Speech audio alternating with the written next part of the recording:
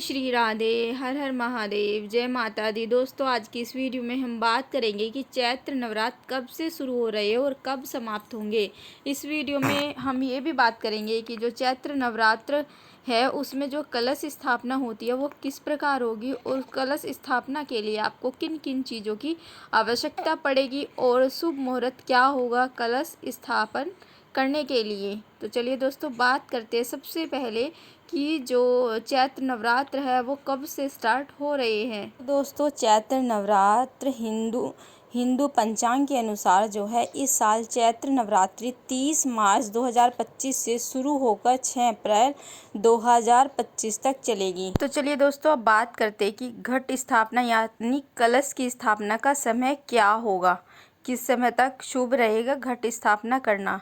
तो 30 मार्च को घट स्थापना सुबह 6 बजे से 13 मिनट से लेकर 10 बजे तक 22 मिनट के मध्य इनके बीच में आप क्या है कर सकते हैं घट स्थापना।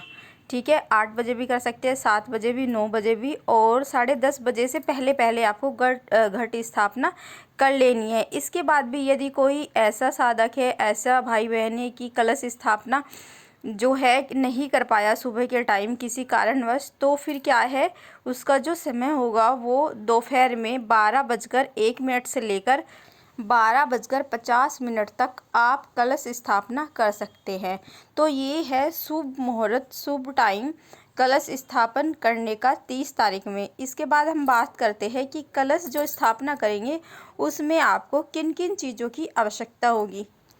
कलश स्थापना के लिए आपको सबसे पहले अनाज लेना है, मिट्टी का कोई बर्तन लेना है, पवित्र मिट्टी लेनी है थोड़ी सी, कलश लेना है, गंगा जल लेना है, आम या अशोक के आपको पत्ते लेने हैं, सुपारी लेनी है, जटा वाला आपको नारियल लेना है, लाल सूत्र लेना है, मोली लेनी है, इलायची, लौंग, कपूर, रोली, अक्षत, लाल कपड़ा और फूल इत्यादि। ये सारा जो सामान है ये है कलश स्थापना के लिए जो आपको ज़रूरी है। ठीक है, इसके बाद करते हैं माँ दुर्गा के जो पूजन में ज़रूरी सामान चाहिए। ठीक है, तो उसमें आम के पत्ते हैं, चावल है, लाल कलावा है, गंगा जल है, चंदन, नारियल, कपूर, जौ, गुलाल, लौंग, इलायची, पान, सुपारी, मिट्टी का बर्तन, फल, मिट्टी के बर्तन, श्रृंगार का सामान, कमलगट्टा आदि। ये सारी चीज़ें आपको चाहिए होगी जिस दिन आप कलश स्थापना करेंगे। तो कलश स्थापना आपको किस प्रकार करनी है, ध्यान से सुनिए। नवरात्र के पहले दिन कलश स्थापना करते समय सबसे पहले आपको सभी देवी देवताओं का आह्वान करना है।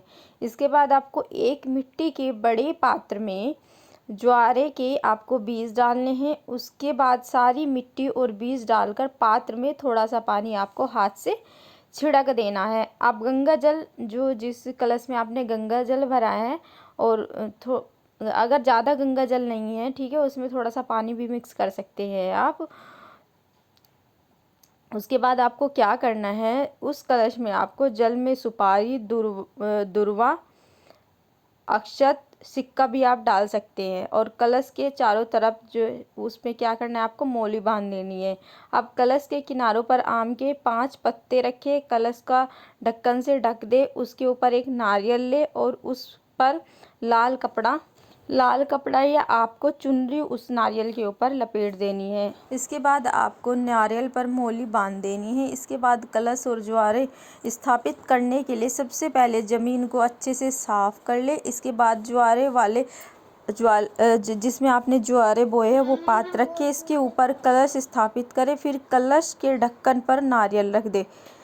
इसके बाद आपको क्या करना है, अपने देवी देवताओं का आह्वान करने के साथ नवरात्रि की विधिवत आपको कलश स्थापना करने के बाद आपको 9 दिनों तक मंदिर में ही उसको रखे रहने देना है। सुबह शाम आवश्यकता अनुसार उसमें आपको पानी डालते रहना है।